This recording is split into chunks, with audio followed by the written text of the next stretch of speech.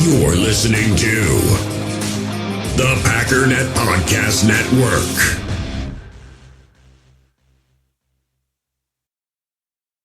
US Cellular has noticed the way we use our phones has gotten ironic. We try to put our phones down for dinner, but the menu's on a QR code. That's ironic. We hit like on social posts that we don't actually like, which is ironic. Which is why US Cellular created Us Mode, to help us reconnect with each other and use our phones less ironically. A phone company wanting people to use their phones less is ironic. Let's find us again with Us Mode from US Cellular. Visit uscellular.com/built-for-us to get started. My dad works in B2B marketing. He came by my school for career day and said he was a big ROAS man. Then he told everyone how much he loved calculating his return on ad spend. My friends still laugh at me to this day. Not everyone gets B2B, but with LinkedIn, you'll be able to reach people who do. Get a $100 credit on your next ad campaign. Go to linkedin.com/results to claim your credit. That's linkedin.com/results. Terms and conditions apply. LinkedIn, the place to be, to be.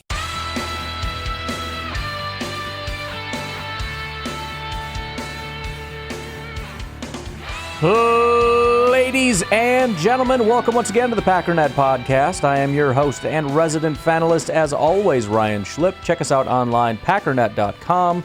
Find me on Twitter, pack_data.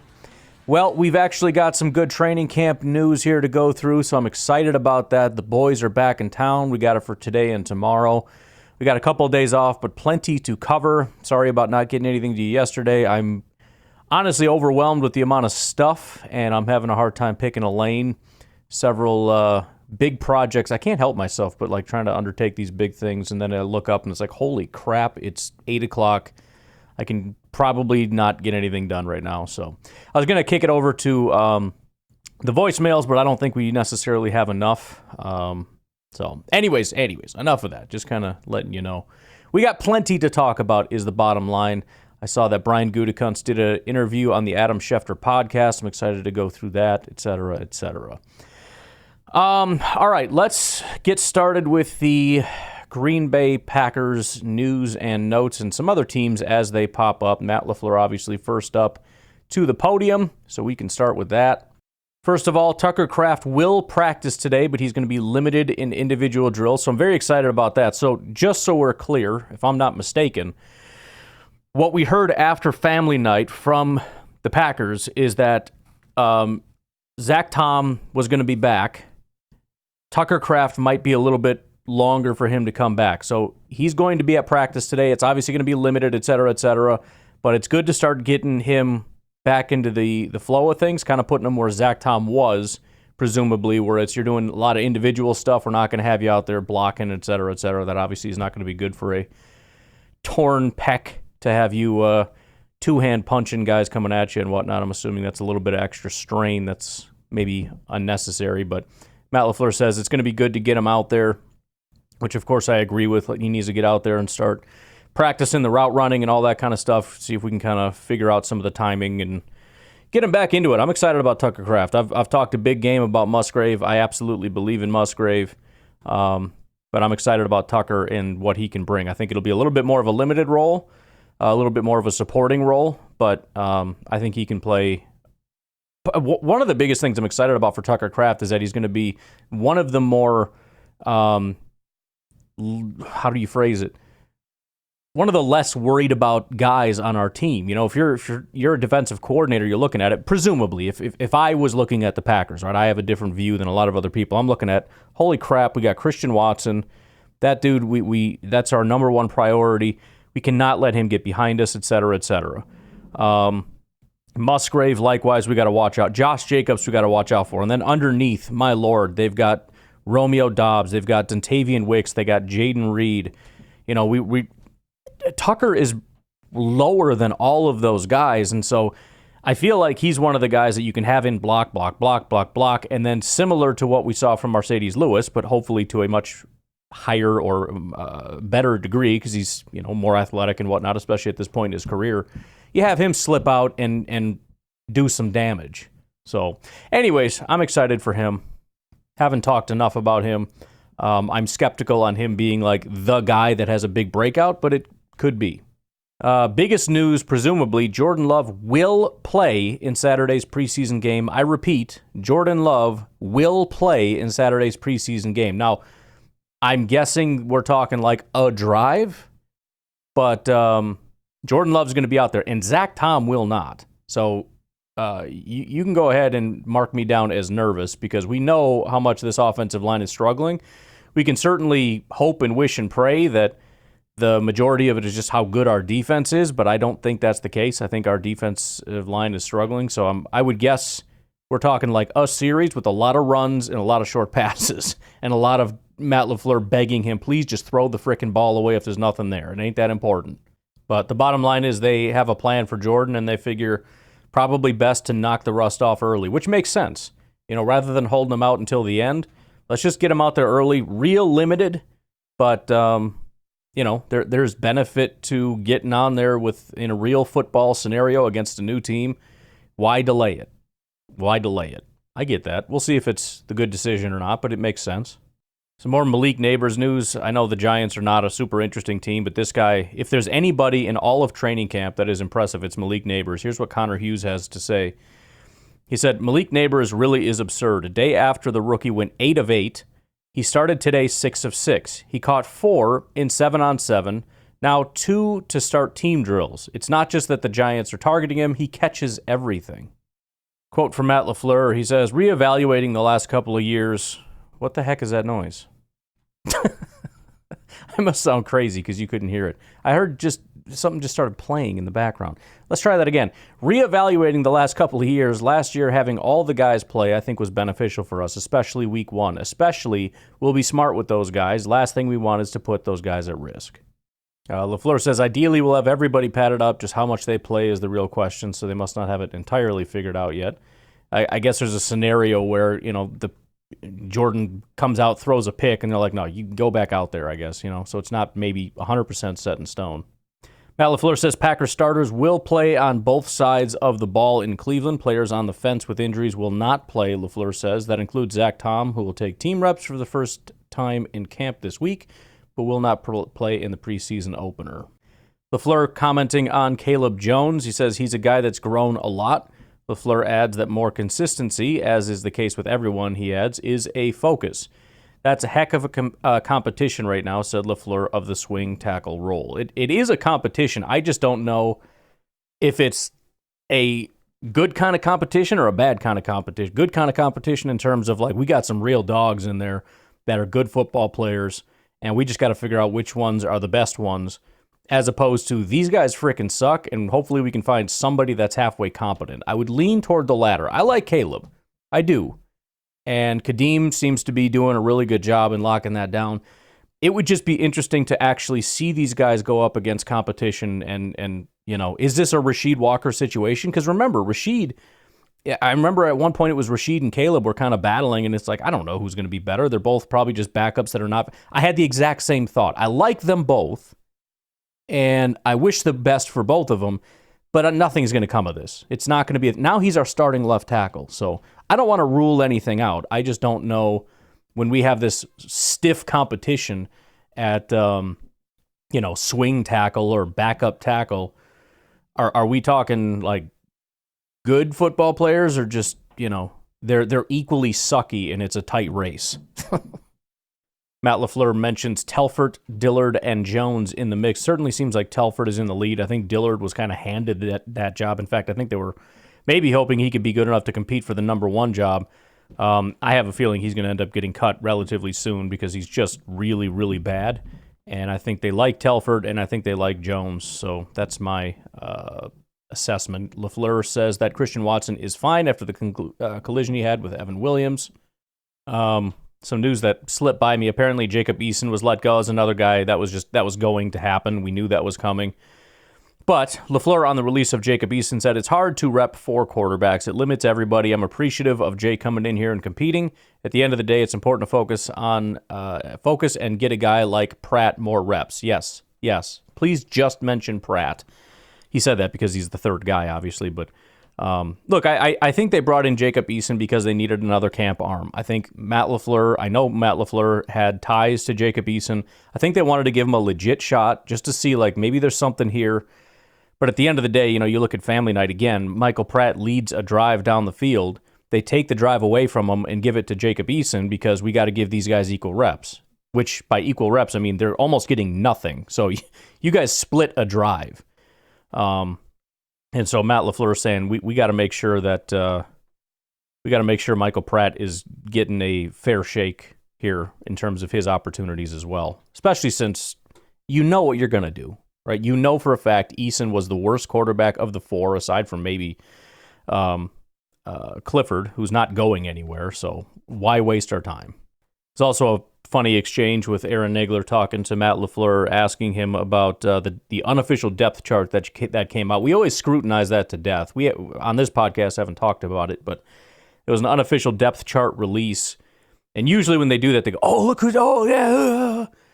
And he asked Matt LaFleur how much you had to do with that. And basically the answer is he had zero to do with that. So a name came up. I'm not entirely sure who he is, but the guy put together an unofficial depth chart, handed it to Matt LaFleur. Matt LaFleur said he looked at it for 2 seconds and just handed it back. No input, no notes, no nothing. So he doesn't care, right? The NFL, I think, requires teams to do this. So there's somebody tasked with that, and the head coach could not give less of a crap. In fact, it's probably better for him to not do it because it's none of your business, right? So if we can get away with just putting together nonsense, in other words, the NFL requires it, but they don't require us to tell the truth, then it is what it is. It's funny, I'm seeing another Malik Neighbors highlight. I hate to keep talking about it, but I mentioned on this podcast how I think the Giants are probably the worst team in football, and then yesterday we did Packernet Derailed. Make sure you check that out, by the way. And we had a little discussion about it. Everybody had their own teams that they had at the bottom, and I thought, maybe Malik Neighbors is going to be good enough that they just throw up balls to him, and they're just going to end up scoring a bunch of points. I think they're going to be a bad team. They're probably going to have a losing record. But I genuinely think he's good enough for them to win enough games to at least not be the worst team. Just watching this, it was double coverage against the Detroit Lions defenders. You had a safety over the top. You had a corner coming. The safety couldn't get there in time. Corner had good coverage, and he just grabs the ball. I don't know. I think the Giants got, they're going to have like a Jamar Chase, Justin Jefferson type of season potentially with Malik Neighbors here. So we'll see. They have a pretty bad quarterback. At least he was last year. He hasn't been that bad as he was last year, and I'm sure getting him this could be a breakout year for the quarterback as well. Watch Daniel Jones become the dude. But yeah, I'm officially, Malik Neighbors is good enough that I'm officially off the Giants are the worst team in football train, which is insane because this roster is just dog crap. But that's where we are right now. Couple notes from Jets practice. Aaron Rodgers still continuing to throw to Allen Lazard when he's not open. He's insistent on doing that because he likes Lazard. I believe Lazard got up slow on one of the plays because, he is being covered. Also, a fight in Jets practice carried over from the field all the way to the famous large tree in the middle of practice. Not sure I've seen a fight make it to the tree before. As far as the Brandon Ayuk thing, I mentioned quite a while ago, a week or two ago, that I didn't think the Ayuk thing would ever go anywhere, that it would end up, this is a normal thing for the 49ers. They do this a lot, and they end up letting guys test the market, and then he comes back. It sounds like things have started to heat up a little bit. Heard from all the insiders that it's a real thing, and he's going to get traded pretty soon. That never ended up materializing. And then we have Ari Mirov saying the 49ers have given Brandon Ayuk permission to negotiate a new contract with specific teams, per Adam Schefter. And then Browns and Patriots have agreed to trade deals with the 49ers per Mayoko, Matt Mayoko. Cleveland would send, Cleveland would send Amari Cooper, and New England would send Kendrick Bourne. Draft picks are also likely involved. I would assume you want Amari more than Kendrick, but it just means New England would send more draft capital. I'm just trying to think how much less are you going to have to pay Amari Cooper than Brandon Ayuk? I don't know. Continuing, it is unclear if the Patriots and Browns have an extension agreement with Ayuk, and it's also unclear if he is interested in joining either team. I would hate to be on either team if I was Brandon Ayuk, but this is the thing, right? And it's funny that it says the 49ers have given him permission to negotiate with specific teams. You say, well, he wants it to be AFC teams. That's true. I wonder if there's also stipulations with not being good teams, right? Like, you're not negotiating with the Chiefs. I'm sorry. It's not a thing you're going to do. So now you're Brandon Ayuk, and it's like, how much do you really want that money? Are you willing to go to Cleveland? Cleveland, Ohio. Just by itself. I've been to Cleveland. It is a crap hole. I'm sorry, Cleveland fans. That city sucks a lot. On top of that, the team is trash. You want that for a few million extra more bucks? How about New England? You want that? It's pretty cold out there in New England. You don't have Tom Brady anymore and Bill Belichick. That ain't the same New England. I'm just saying, how bad do you want the money? It says the Commanders and Steelers have also been involved, but it does not seem that they would be able to get a trade package done that would satisfy San Francisco. It's interesting the Commanders are in there because they're an NFC team. So again, it's not just AFC, NFC. It seems to be more about, I'll let you negotiate with crap teams. See how much you really want it. This seems to be the most open the 49ers have been about moving on from Ayuk. Everything else out there publicly is currently unconfirmed. Again, it's still entirely possible. They go through the process. They let him look around. They find out how much more money it is, and the 49ers sit there with that contract on the table going, come on back, bud. Come on back. We'll see. We'll see. More issues for the Jets as Joe Tippmann, the center, is getting looked at by trainers. They've been having a lot of issues with getting snaps properly to Aaron Rodgers. We know how much he doesn't like that. Joe Tippmann and Aaron Rodgers have been working a lot on trying to get that down. Now he's hurt. Wes Schweitzer comes back in to be his center. Big fight at the Giants-Lions camp. They're doing joint practices right now. Finally got an incomplete pass to Neighbors, and looks like Kirby Joseph came up and said something to him, and Malik Neighbors just basically threw a hand. I wouldn't even call it a punch, just kind of palmed him right in the face, and then they just started throwing haymakers at each other, so I appreciate that. Solid just had to stop practice because there's so much fighting going on for the Jets, so he had to, well, not fully stop it, but he had to kind of pause it and bring everybody together because there's just constant fights. We'll see if that happens with the Packers. It's been pretty calm. They've had quite a few days off, and again, they're only doing 2 now, but it is getting later into camp. Guys are going to start building grudges, you know what I mean? You had this guy in your face for a long time. You get kind of tired of it. It's part of one of the benefits of playing other teams is you want that energy to go toward another team, not your own teammates. Josh Jacobs is out with the team practicing. Not sure if he will be doing team drills quite yet. Javon Bullard is still at safety with McKinney during walkthroughs, so Bullard is that dude. And I tell you what, we're about time to take a break, so before we actually get into the walkthrough stuff, why don't we go ahead and take our first break. By the way, please don't forget, I have this pinned on my my Twitter. We still have the GoFundMe for the Holtz family. They suffered a fire, big Packer fans, listeners to the podcast and whatnot. They are only 14 donations so far, and they're nowhere near the goal. I do appreciate, I saw a couple people from the podcast, Paula in particular, who's always there to support everything, from me to everything else that I promote. So, Paula, thank you very much. But if you guys wouldn't mind, if you have anything, again, I know things have been super not great recently, financially for everybody, but if you got a buck, you know, there's enough people here that if everybody just gave a buck, it would be pretty life-changing for their family.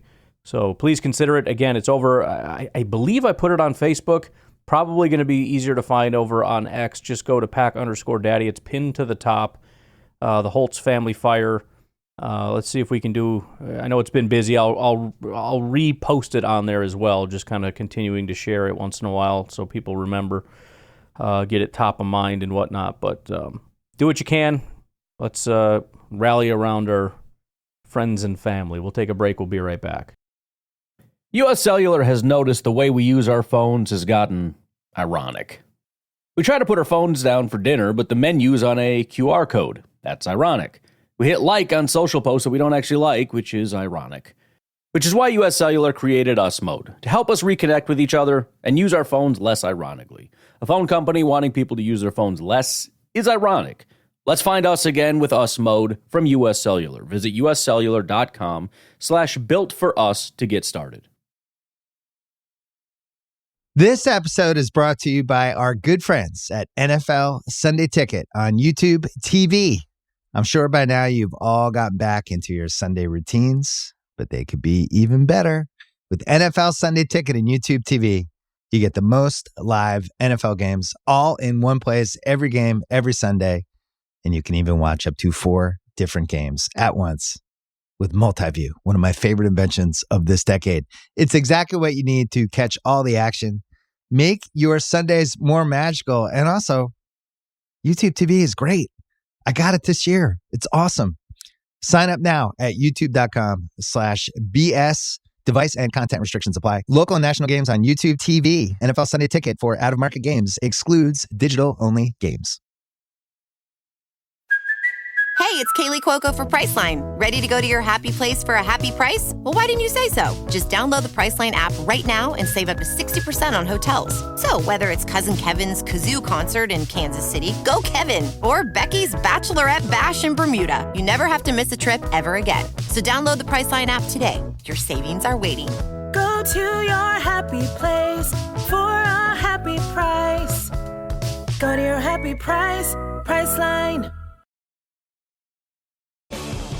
When it comes to towing, seeing is believing.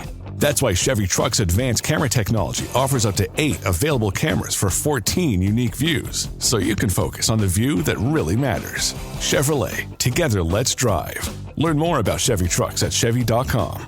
Safety or driver assistance features are no substitute for the driver's responsibility to operate the vehicle in a safe manner. Read the Vehicle Owner's Manual for important feature limitations and information. All right, starters in walkthroughs. We got Love, Jacobs, Dobbs, Reed, Watson, which I've pointed out before. It does feel like Dobbs, Reed, Watson is going to be the top 3. There is a question of Dontavian and how much is it going to be the top 3 and then a gap and then Dontavian. Is it going to be pretty evenly split? Maybe it's going to be like a lot of Watson and Reed with sort of a step down with Dobbs and Dontavian. I don't really know. But it's starting to feel like Dobbs, Reed, Watson is the situation. Offensive line, we got Walker, Jenkins, Myers, Morgan, Tom. As I've said, I believe that is our offensive line. I've got that pretty much written in ink. I don't really know of any actual legit competitions anywhere. A lot of people have pointed out Sean Ryan. I think there was a perception that he did a really good job. There were some games that he was unbelievable, but the overall perception that he was great overall is not really correct. I'm hopeful that he took a big step because year 1, he was horrific. Year 2 was very weird, which, again, if you've been listening to the podcast, you remember me saying it was like elite garbage, elite garbage, elite garbage. That was how he performed throughout the season. From one game to the next, he was like the best guard in football one week and the worst guard the next week. So very, very inconsistent. So he's got a ways to go in terms of that, but maybe he took another step and he's ready to go. But tough to beat out a first-round pick in Jordan Morgan. Obviously going to be much more of an athletically gifted player than what you have in Sean Ryan, especially considering Sean Ryan. I mean, the Packers usually go for athletic guys no matter what, but Ryan is really not the most athletic offensive lineman. He's more of a road grader type, which made it weird that they drafted him to begin with. So he's got a massive hurdle against Morgan, which I don't really even think is a legit competition. We got to see Morgan play. We got to see maybe he's a terrible player and they end up having to redshirt him. I don't know. But it does sound like things have been improving for him. Let's see. It says, did not see the tight end, but Kraft, Musgrave, and Sims are all rotating in. Defensive side, you got Gary, Slayton, Clark, and Smith. That seems to be the primary starting defensive line, especially with Slayton playing as well as he does. Again, highly rotated position, but I do think that's going to be the primary. Then you have McDuffie and Quay, so that stays that way. Corners, Jair, Nixon, Stokes, that stays. And then safeties, McKinney and Bullard, which I do think that's how it's going to be. Again, we'll just have to see. But point is, it's all starting to kind of come together. Also on Rookie Watch, by the way, Bo Nix is listed as third string on the team with Jared Stidham as the starter. So Bo Nix not necessarily killing it right now, apparently. Josh Jacobs going through walkthroughs, as we know. Lions, Giants, there is now another fight. Either Allen Robinson or Kayvon Thibodeau, both wearing number 5. It was across the field. practice called after this one. So they said enough is enough, and they called practice after all the fights. Right out of the gate, Evan Williams comes up limping a bit after a special teams drill. He seems to be trying to walk it off, didn't see what happened. He just went back in the drill and was the one to make the tackle and kick coverage. I love this guy, man. This Evan Williams, I'm struggling with this safety thing, man, because I like Bullard, but Evan Williams is just something else. The Packers, I think, have done a great job of finding guys that really are just what the Packers want and what the Packers need. Not just in terms of, play style, but mentality. Bullard is just this mean guy, but Evan Williams is just a downhill hitter, and the guy ends up getting injured. He's got to walk with a limp, comes back in the next play and goes down and just lays somebody out. I mean, it's just, I don't know. I'm a big fan of Evan Williams. And again, we got some one-on-one practice between Ainsley and or Ansley, however you say his name, and Jair Alexander, doing some press work, trying to get the footwork down, the hands down, trying to get him to learn how to, as he moves forward, what I'm looking, just, again, I love it because they're really, really making sure he understands the technique. And this is what Jeff Hafley said is the main goal of this, right? I'm going to teach you the down to the every single detail, where your foot goes, where your hand goes, and all that stuff, so that you don't have to think, you can just do. And as long as you trust the process, and as long as you do as I ask you to do, everything's going to be fine. But just trust me. And they're really drilling this in. I think Jair's looking good. You can see the coach basically saying, good job, you got it. Packers also back working on these takeaway drills, just punching the ball out, which, again, I love seeing that. Just drilling how to strip the ball away from ball carriers and whatnot, practicing over and over, punching the ball out, doing the Peanut Tillman drills. We'll see if it materializes into anything, but I'm excited about it. Bears update, looks like the offense continues to do well. Caleb Williams, last several practices, it's just been touchdown after touchdown, it sounds like. I'm sure not everything is being reported, but it's going well. On the Jets side of things, not quite so much. Jets defense is dominating. Aaron Rodgers having a hard time completing passes with all the pressure and tight coverage. Today we got Travis Glover, designated fan hype man. New players on the DNP list. We got Dimitri Stanley with a hamstring injury and Rory Starkey with a calf injury. Got some one-on-one notes from Herman here. DeBose beats Ballantyne in one-on-ones. Clean win. Wilson drop versus Williams. Reed smokes Nixon. Watson beats Stoke. Easy, deep touchdown. I'm telling you, that connection has been fantastic. Also, Stokes has been losing to Watson most of the time. Wicks, leaping sideline catch versus Rochelle. That's not fair. King, good coverage on Toure. Boy, all my guys are winning. Pass breakup by McKinney versus Musgrave. That's a heck of a battle between those two. Dobbs, short complete versus Jair. Incomplete to Heath, not on the same page as a quarterback. Davis in coverage. Wilson wins short versus Williams. Melton had Bullard beat deep. Underthrown, Melton didn't adjust well to it. Wayne win on a comeback versus Green. Coyle, great coverage and a pass breakup versus Swinson. Sims, awesome route versus AJJ and was open deep but overthrown. Don't know who the quarterbacks are. I'm hoping most of these are not J-Love because there's a lot of overthrown underthrows. DeBose looks awesome. Just broke Ballantyne's ankles, then made a leaping touchdown catch. DeBose is officially on, we're on DeBose alert here as a breakout candidate. We'll have to see. He's been fantastic lately. Jair pass breakup versus Dobbs. Good coverage, bad throw. That's another good competition there. I'm sure Jair was talking after that. Williams wins versus Wilson.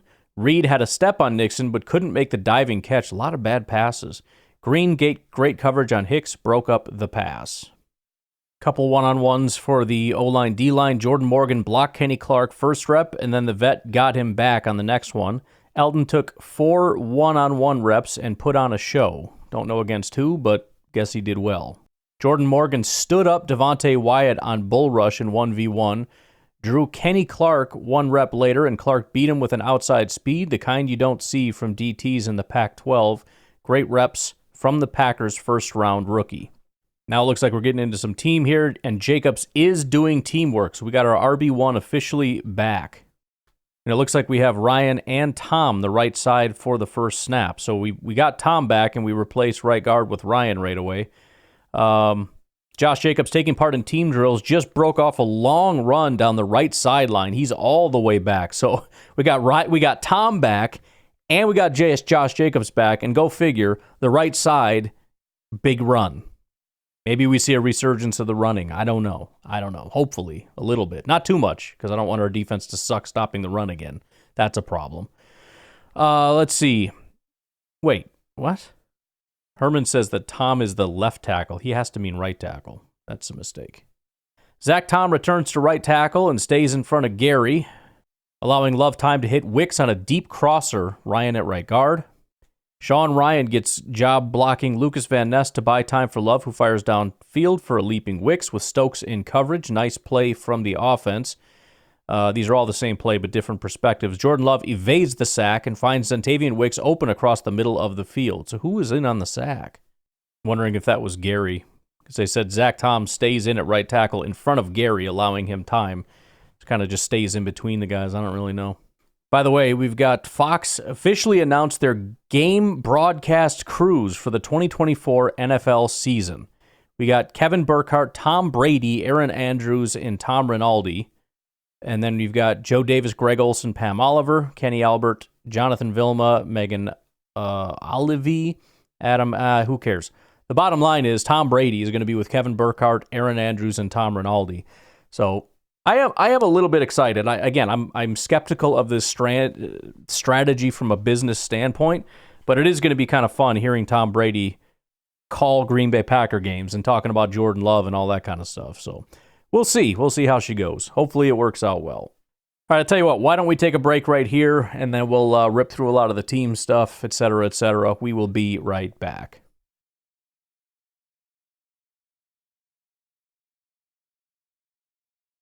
Just like clockwork, another big run by Jacobs. 2 really nice runs to start practice. That injury seems just fine. Spofford says, Jacobs is indeed in 11 on 11s, as is right tackle Zach Tom for the first time in camp. Jacob gets the carry on 2 of the first 3 plays, so they're just throwing him right in there. Tyron Hopper getting reps with Walker and McDuffie, so that's kind of cool, giving him a little bit of an opportunity to play.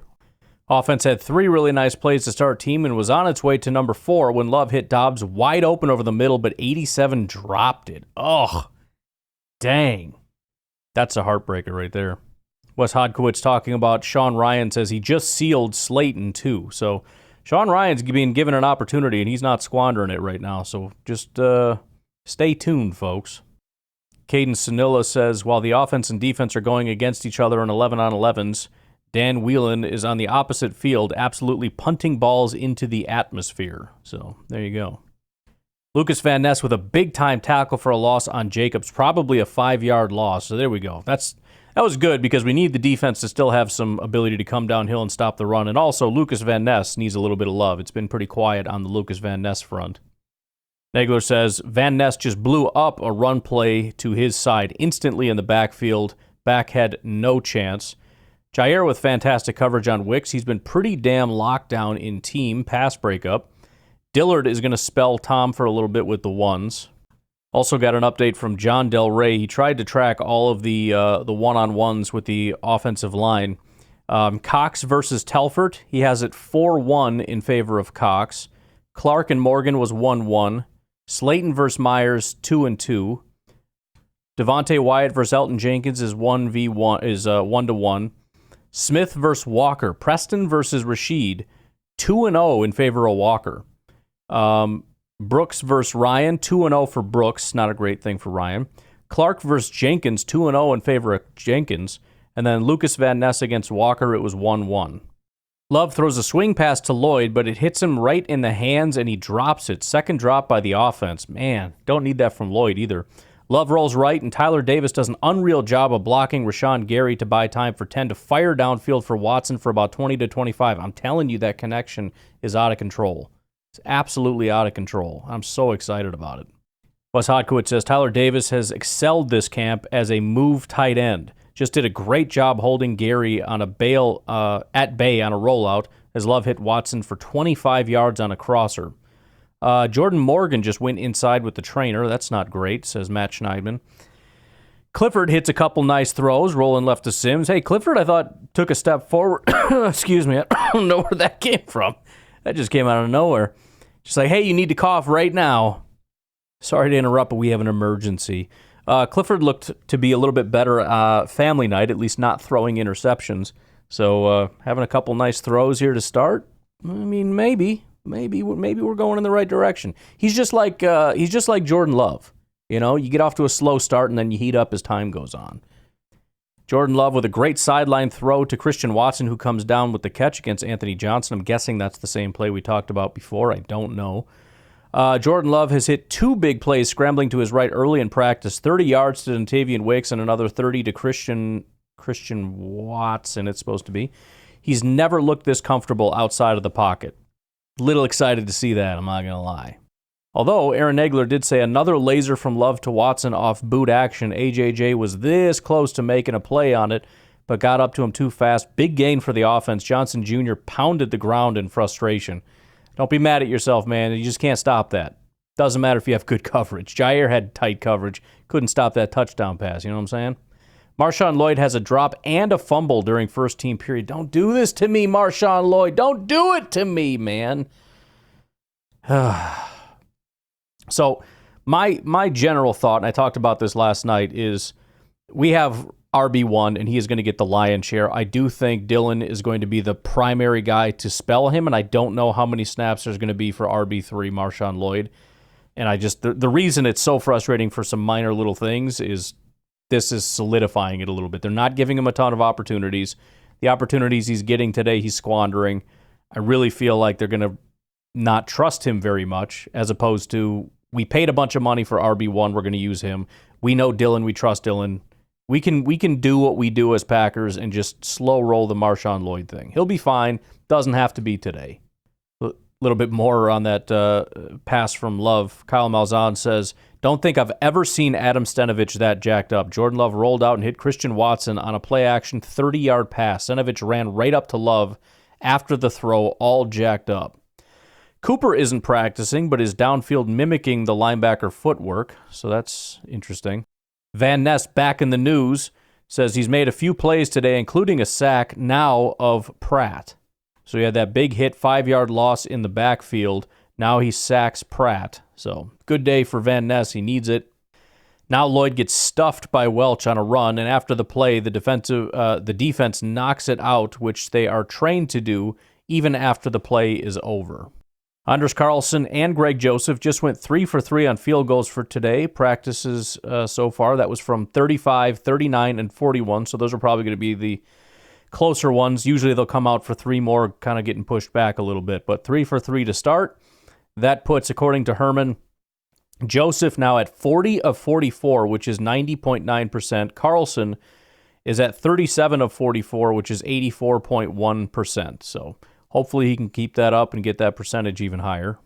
Love starting off very strong today. A very nice touch pass to Musgrave on an out for a first down. Hits Watson on the next play, but Watson can't hang on. And it almost deflects for a Jair interception, but he can't hold on. Third drop of practice. Fourth if you include Jair dropping an interception. According to Wes Hodkiewicz, he has a different perspective on it. Musgrave catches on an out route to open team. Jair breaks up a comeback for Watson. So according to Wes, it wasn't a drop, it was a pass breakup.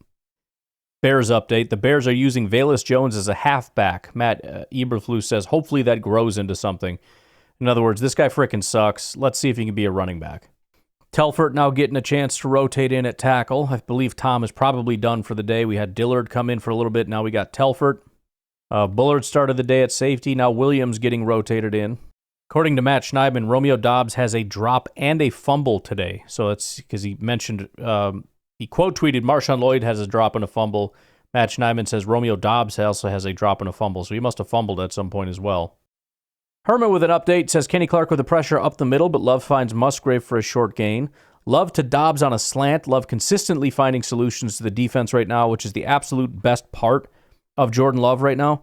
The game has slowed down for him tremendously. And even when pressure's in his face, he knows exactly where to put his eyes. He knows exactly what to do. He doesn't panic, and he handles business.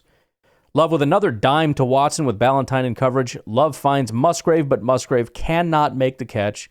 Love on fire. The pass catcher's not so much. It's It's very frustrating. I mean, obviously, this has been an issue with this team. We draft guys with drop issues. And as much as I'd love to say that that is a mistake by Brian Gutekunst, I mean, do you not want the players? Should we not have drafted Musgrave and Watson and Dobbs? I mean, these are pretty big hits. So I think you just take the good with the bad, I guess. Wes Hodkiewicz says, team ends with Hopper blitzing and pressure breaking up the play. Slayton with a possible sack. Bears update says, quarterback Caleb Williams is trending toward playing on Saturday. Coach Matt Eberflus said that's because his offensive line is healthier. Darnell Wright and Tevin Jenkins practiced today, while Nate Davis was limited. So it sounds like that's going to be the deciding factor for if Caleb plays, if the offensive line is healthy, because, y'all are weak and scared cowards. Schneidman says Jair locking up today, like White on Rice against Wicks and Watson for 2 incompletions during team periods. Second one hit Watson in the hands with Jair on his back, and 23 almost picked it. So we talked about that one before. I'm wondering if anybody got a video of that, because it doesn't seem like anyone quite understood what happened on that play. And Andy Herman even came back and corrected. He says, I have been overruled. Apparently it was a Jair pass breakup and not a Watson drop. Paul Brettel, Wes Hodkiewicz, and Rob Domofsky threatened me and made me change it. Herman says, Jordan Morgan still has yet to return after going to the locker room. Will be worth keeping an eye on. He's had a very nice camp. Throwing into the nets, Jordan Love hits from 20 and then from 25. So he's crushing that even. He's having a heck of a day. Let's see. Tyron Hopper with quite the thump on Marshawn Lloyd and a run stop. Slayton with a tipped pass at the line on Clifford. Jay Wilson can't hang out over the middle on a contested play by Hopper. Josh Jacobs with a nice little shimmy to try and avoid Bullard. Eric Wilson comes free for a sack, and safety of Love ends first team period. Holy crap. So they're sending the linebacker blitzes, confuses the offensive line, and they end up getting a safety to end first team period. Oh, that's going to upset some coaches. Herman says, Eric Wilson with a very quick sack of Jordan Love on a blitz, called a safety in the end zone. First time Love really hasn't had a read on the defense. Toure catches a slant thrown just behind him for 5 yards on 3rd and 2. Pratt with a bullet to Joel Wilson right over the middle. Nice pluck by Wilson. Pratt can sling it. I'm trying to tell you, y'all don't listen to me. Nobody wants to listen. Love looked to have a nice deep ball downfield to Wicks, but it certainly looked like Wicks completely misjudged it and jumped too early. To be fair, it is very, very windy right now, and maybe trajectory changed a bit. Wes Hodkiewicz says Wicks had a step on Nixon, but misjudged the deep ball from Love, and it falls incomplete. Jordan Love with a nice pass to Jaden Reed on a slant route. Love with a nice slant route to Reed to pick up the first key first down on Move the Ball. Really nice day for Jordan. I mean, this really has been one of the best days, which is saying a lot because he's been pretty solid. I mean, this is about as perfect of a day as I've ever heard from Jordan or anybody else for that matter. Offense gets 2 first downs it needs with 3rd down slant to Reed. Anthony Johnson Jr. just absolutely buried Grant DuBose on the backside of the run play, drove him right into the ground on a blitz. So these blitzes, man. We even got run blitzes coming up here. Bears coach straight up threatening his own players. Asked about right guard Nate Davis, Bears head coach Matt Eberflus said, people say you can't lose a job due to injury. I don't think that's true. He goes on to say his point was, at a certain point, guys have to be available. Davis has returned as a partial participant but hasn't played team sessions. Remember, Nate Davis, they paid him to come in and be a guard. He was never a good football player. He wasn't a good football player last year, and he refuses to ever show up for anything regarding the Bears, so I don't know what his deal is. Carlson just missed from the left hash, darn it. Both kickers struggling with the wind today. Both kickers 1 for 3 into a wall of wind. Anders Carlson and Greg Joseph are 4 of 6 on field goals for today, training camp practice. Tough wind leads to tough kicking period. Joseph and Carlson made the extra point. Both missed from 41. Joseph missed from 42. Carlson missed from 45. Well, that's not fair. You're making it harder for Carlson. What are we doing here? Let's see. Puts Joseph at 41 of 47, drops him to 87.2%. Anders, 38 of 47, drops him to 80.9. So getting into not great territory. Jordan Love with a nice simple throw to Christian Watson across the middle of the field. Keep in mind, this is maybe one of the best days we've had from Jordan. He's working with this wind also, just to be clear. Hodquit says, competition period with 24 seconds left and 1 timeout from the 50. Love finds Watson for 15, but neither Carlson or Joseph can make it from 53. Okay, that's random. Jair talking nuclear levels of trash at the offense between plays during an end-of-game drill. I love Jair, man. Oh, I see. Those kicks were a part of the team drill, so let me go through that again. We've got 24 seconds left, and we're starting at the 50-yard line. Love throws it away on the first play, finds Watson for 15, timeout, throwaway with nowhere to go, so they, with apparently no time left on the clock, because it must only be second down, 53-yard field goal attempt, Joseph and Carlson both miss it. So that's puts both kickers at 4 of 7 today. Anders Carlson drops into the 70s as a percentage, which is getting pretty brutal. Quay Walker sitting out the second period. Practice number 11 appears to be in the books. Paul Brettel says, good day from Hopper, who got some work with the starters, was a blitzer on a few reps, stopped at the line of scrimmage in the run game, contested another pass in coverage. Both kickers are going to get some extra reps straight into the wind after the disappointing practice. Looks like both misjudged the wind during practice because neither is having any difficulty with the distance now.